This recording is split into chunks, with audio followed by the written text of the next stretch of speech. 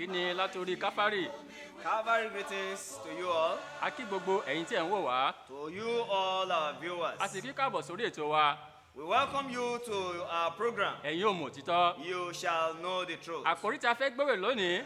The topic for discussion today, Ó náà ni àwọn ọ̀nà kan wà tó dàbí pé ó dára lójú ènìyàn. a way that seems right to man. Àwọn ọ̀nà tó dàbí pé ó dára ní ojú ènìyàn. A way that seems right to man. Ìwé òwe orí kẹrìnlá ẹsẹ̀ kejìlá ló sọ̀rọ̀ yìí fún wa. The book of Proverbs chapter 14 verse 12 tells us this particular word. A wá fẹ́ wo àwọn ọ̀nà náà eléyìí tó dàbí pé ó dára lójú ènìyàn. We want to examine some of this way that seems very good to man. Nítorí pé níparí ọ̀rọ̀ yìí Bíbélì sọ fún wa wípé tó jẹ́ pé àwọn òpin ọ̀nà náà ó já sí ikú. The Bible confirms that the end of such ways are the ways of death. Àwọn ọ̀nà olúwa jẹ́ pé a lè tọ̀ tó lè já sí ọ̀nà ìyè fún wa. What are those ways we can go through that can lead to eternal life? Ẹ̀rí Bíbélì sọ fún wa ó ní kò sí nípa ènìyàn láti tọ́ ìṣísí ara rẹ̀. The Bible tells us it is not in man to direct his own steps. Ìwé Jeremáyà orí kẹwàá ẹsẹ̀ ìkẹtàléníogún. The book of Jeremiah chapter 10 verse 23. Tí a bá rí ohunkóhun tó ní í ṣe pẹ̀lú ọ̀rọ̀ ìgbàlà, Whensoever you have anything that pertains to a rí pé salvation, kì í ṣe nǹkan tí a pinnu àbí nǹkan tí a rò ní ọkàn.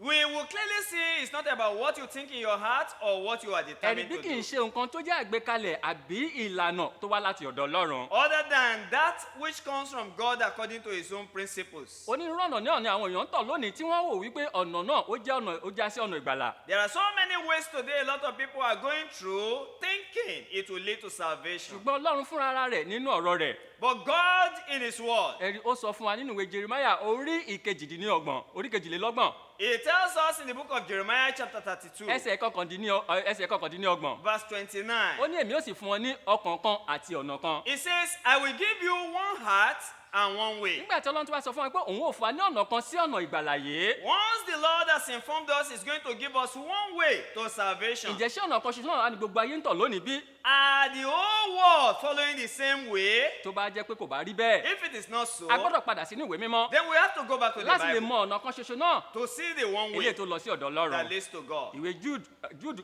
ẹsẹ̀ kẹta. The book of Jude chapter verse 3. Ẹ̀rí arákùnrin Jude ó ń sọ fún wa. Jude clearly informs us. Ẹ̀rí ó ní pé òun ò fà sẹ́yìn láti sọ ohun tí ó ń ṣe ti ọ̀nà ìgbàlà náà eléyìí tí a ti fà lé àwọn Kìrìsìtẹ́nì He lọ́wọ́. says as he was writing diligently to man concerning the common salvation which has been given to all So a rí mankind. pé Ọlọ́run ti fi wọ̀n wá nínú ìwé mímọ́ ní tí ń ṣe ọ̀nà ìgbàlà náà. God has revealed through his word the only way, the common salvation that he wants for man. Ìwé Títù orí kejì ẹsẹ̀ kọkànlá. Titus chapter 2 verse 11. Ẹni orí ọ̀fẹ́ Ọlọ́run eléyìí tó mú gbàlà wá ó ti hàn fún gbogbo ènìyàn. The Bible recorded that the grace of God which brings salvation to all men has appeared to men. So kò wá ṣe pé nǹkan tí a pinnu àbí nǹkan tí a rò lọ́kàn. It is no longer what you think in your heart or what you have Bí kì í planned for. ṣe nǹkan tó wá àtójẹ́ àgbékalẹ̀ láti ọ̀dọ̀ Ọlọ́run. But other than that which God has laid down through his word. Lónìí ẹ jẹ́ ká wá wo nǹkan tó ń ṣẹlẹ̀ ní agbègbè wa. Let's examine some things that we are seeing in our society. Ẹ̀rí àwọn tí wọ́n pera wọn ní adarí ẹ̀sìn àbí àwọn olórí ẹ̀sìn lónìí. Those who are acclaimed religious leaders today. Onírúurú ọ̀nà òun náà ni wọ́n gbé kalẹ̀ fún ọ̀nà ìgbàlà fún àwọn A ènìyàn. number of ways of salvation has been set up by these people for people, Eléyìí tó sì lòdì sí ìwé mímọ́. which is contrary to the scriptures. Ẹ jẹ́ ká wo díẹ̀ nínú rẹ̀. Let's examine some of them. Ìgbà mìíràn nígbà tí wọ́n bá ń parí tí wọ́n bá ní ayẹyẹ kan àbí tí wọ́n bá ní ìsọjí. Once they have a certain program organized, Nígbà tí wọ́n bá parí àwọn ètò wọ̀nyí at tán, the end of such program, wọ́n á sọ pé àwọn olùfẹ́ fàyè wọn fún Jésù. they ask about those who wants to give their life to Jesus. Nígbà táwọn náà bá jáde, And after coming out, wọ́n á sọ fún wọn pé kí wọ́n máa gbàdúrà yìí tẹ̀lé they wọn. ask them to say the sinner's prayer Wọ́n after them. pè ní àdúrà It ẹlẹ́ṣẹ̀. is a sinner's prayer, Eléyìí tá ò lè fi ìdí rẹ̀ múlẹ̀ nínú which ìwé cannot mímọ́. be verified from the A rí pé scriptures. ọ̀nà yìí kì í ṣe ọ̀nà ti Ọlọ́run. That is not the way of Ó God. jẹ́ ọ̀nà eléyìí tá a gbé kalẹ̀ ní ọ̀dọ̀ ti ènìyàn. It is ordained by man. Àwọn mìíràn wá sọ pé wọ́n ń pe ìpè látòrí pẹpẹ. Some people speak about altar calls. A rí pé kò sí nǹkan tó jọ bẹ́ẹ̀ nínú ìwé mímọ́. There is nothing like altar call in the scriptures. À ń ṣe àtúnwá sọ pé wọ́n tún ṣe Kérésìmesì. There are those who claim they are celebrating the feast of Christmas. Àwọn olùmíràn wá sọ wípé wọ́n ń ṣe ọdún àjíǹde ti Jésù Kristi. Some claim they are celebrating the resurrection of Jesus. Onírúurú àjọ̀dún àti bẹ́ẹ̀ bẹ́ẹ̀ lọ. All manner of harvest and thanksgiving and so many Àwọn other olùmíràn wá sọ things. wípé wọ́n ń gbàdúrà ní orúkọ Màríà. Some are claimed to know and pray in the name of Mary. Àwọn olùmíràn wá sọ pé àwọn tiẹ̀ fẹ́ dá ìjọ tara wọn sílẹ̀. Some people claim they want to found their own churches. gbogbo nǹkan wọ̀nyí ó jẹ́ ọ̀nà ti ènìyàn. All these ways are the ways of men. ìwé Matthew orí kẹẹ̀ẹ́dógún Matthew chapter 15, ẹsẹ̀ kẹjọ sí ìkẹsàn-án verse 8 to 9. ẹ̀rí Jésù Kristi fúnra rẹ̀ ó sọ níyìn Jesus tells us, ó ní pé lásán ni wọ́n tẹríba fún he mi. said, in vain do they worship ẹ̀rí me. ó ní ọkàn wọn jìnnà sí mi. Their heart is far ó from ní me. wọ́n sì wá ń fi òfin ènìyàn kọ́ni fún For ẹ̀kọ́. they teach the commandment of men as doctrines. ẹ̀rí apẹ̀rù ẹ̀sìn bẹ́ẹ̀ ní ìsìn asán. Such worship is termed vain worship. ìwé Rome orí kẹrìndínlógún Romans chapter 16, ẹsẹ̀ ìkẹtàdínlógún verse sẹ̀sẹ̀ kejìdínlógún 17 to verse 18. ẹ̀rí ó ní kí a kíyèsí irú àwọn tó bá ń ṣe He bẹ́ẹ̀. said, mark those who cause divisions and offenses, ẹ̀rí tó sì mú ìlòdì wá sí ẹ̀kọ́ ilé náà tí a and kọ́. bring offenses to the doctrine that you have learned and avoid them. Bíbélì sì pé ó ní ká yà kúrò ní You ọ̀dọ̀ are to wọn. avoid such ó ní people. torí pé irú àwọn bẹ́ẹ̀ wọn kò sí Jésù He Kristi. said, for such people do not worship our ó Lord ní bí kì í Jesus ṣe kun ara Christ, wọn. but their own ó ní belly. ọ̀rọ̀ dídùn àti ọ̀rọ̀ rere With good words and fair speeches, ni wọ́n fi ń pa àwọn tí kò the mọ méjì Bible lọ́kàn padà. recorded they use that to deceive the heart of the so simple. tó bá wà nínú irú ọ̀nà báyìí If you are in such ways, kúrò nínú ọ̀nà you bẹ́ẹ̀ have to come out from wọ́n wá among ní láti them wá sí ọ̀dọ̀ Jésù and Kristi. come to Jesus today.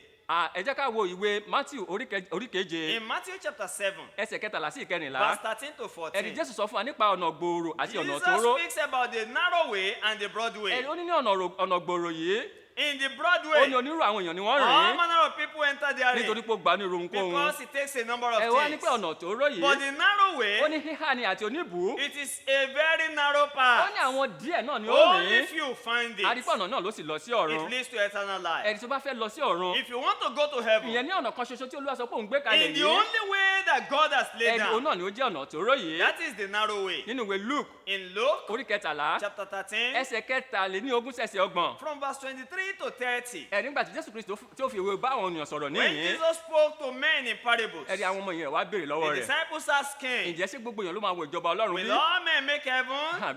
Jésù wá dá wọn lóhùn Jesus says, ẹ̀rí ó ní pé ẹ làkàkà he said, you are to strive ẹ̀rí láti bá ẹni ọ̀nà náà wọlé. to enter into the ó straight ní torí pé gate. díẹ̀ náà làwọn tó máa wọlé. For very few ó people ní ọ̀pọ̀ will náà ló máa make wá it, ní ọjọ́ náà but many will be nígbà tí called. ọkọ rẹ̀ bá ti ṣe lẹ́kùn. And when the door has been shut, ó nígbà tí wọ́n bá kanlẹ̀kùn when they knock, Olúwa Lord, a ti ṣe oríṣiríṣi we iṣẹ́ have ìyanu done ní all orúkọ these rẹ̀. good works in your name. ó náà wọ́n sì sọ fún ọ wípé Said I will tell ẹ them, kúrò lọ́dọ̀ mi I know you not, nítorí èmi kò mọ̀ yín rí depart from me, ẹ̀yin oníṣẹ́ṣẹ̀. workers of ẹ rí i iniquity. pé pẹ̀lú gbogbo làálàá nínú tí wọ́n ti ṣe nínú With Ọlọ́run all the labors that they have àwa done, rí i pé Olúwa sọ pé òun kò mọ̀ wọ́n rí. the Lord will say he knows ó them ní tó bá now. fẹ́ kí Olúwa kó dá ọ mọ̀ If you want the Lord to know o you, gbọ́dọ̀ wá sí ọ̀nà ti you Olúwa. must come unto ẹ̀rí him ká kó today. àwọn ọ̀nà tí a rí pé ó dàbí ìwé kó dára All sákọ̀ those sílẹ̀. ways that seems right, you have to forsake them. ìwé Jòhánù orí kẹrìnlá John chapter 14, ẹsẹ̀ kẹfà verse ẹ̀rí 6. Jésù wípé èmi ni ọ̀nà Jesus says, I am the way, òtítọ́ the truth, àti ìyè and the life. kò sí ẹni tó lè lọ sọ́dọ̀ No bàbá one can come to the bí kò ṣe Father nípasẹ̀ mi. except through ẹ̀rí me. pé Kristi náà nìkan ṣoṣo náà ní ọ̀nà Jesus is the only way tí ó lọ sí ọ̀dọ̀ bàbá that goes to the Father tí sì ń ṣe ọ̀nà òtítọ́. and the only truth. ẹ̀rí tá a bá fẹ́ lọ sí ọ̀dọ̀ If Kristi you want to go to ó ti Jesus, gbé ọ̀nà náà kalẹ̀ he fún has wa. laid down the path for báwo la us. fẹ́ dọ́dọ̀ rẹ̀ How do we come to him? lónìí? Today, a gbọ́dọ̀ gbọ́ ìrètí we must Kristi hear the gospel of Jesus. a sì gbọ́dọ̀ gba ìrere náà You gbọ́. must believe the message. a gbọ́dọ̀ ronúpìwàdà You àwọn must ẹ̀ṣẹ̀ wa. repent of your sins. ẹ̀rí a sì gbọ́dọ̀ ṣe ìjẹ́wọ́ wa nínú You must ìjẹ́wọ́ ìgbàgbọ́ wa nínú confess Jésù your Kristi faith in Jesus ká Christ sì lọ sínú omi fún ìrìbọmi. and be baptized for the remission a rí pé nígbà of tá a bá sin. ṣe eléyìí When this is done, a tọ ọ̀nà ilé náà tó tọ́ ní ojú you Ọlọ́run will follow the path that is right before kì í God. ṣe àwọn ọ̀nà tí a rí kó dàbí kó tọ́ àbí ó Not dára the lójú ways ènìyàn. that seems right in the sight of a men. nígbà tá a bá sì ṣe eléyìí When we do this, nígbà tí Kristi yóò dé when Christ shall come, yóò kà wá pa àwọn he ènìyàn will rẹ̀ count you a ó among sì his jọba own, pẹ̀lú rẹ̀. and you will reign with tí a bá him. fẹ́ mọ̀ sí nípa àkórí yìí Desiring to know more about ẹ jẹ́ this, ká kàn sí ìjọ Kristi tó bẹ̀rẹ̀ ní contact the àdúgbò Church wa. of Christ nearest to you. Olúwa yóò bùkún fún bí ẹ ti ń ṣe God bless yìí. you as you do this. Àmín. Amen.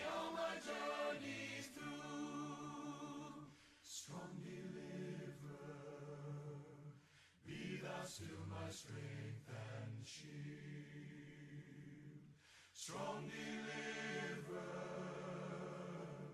be thou still my strength.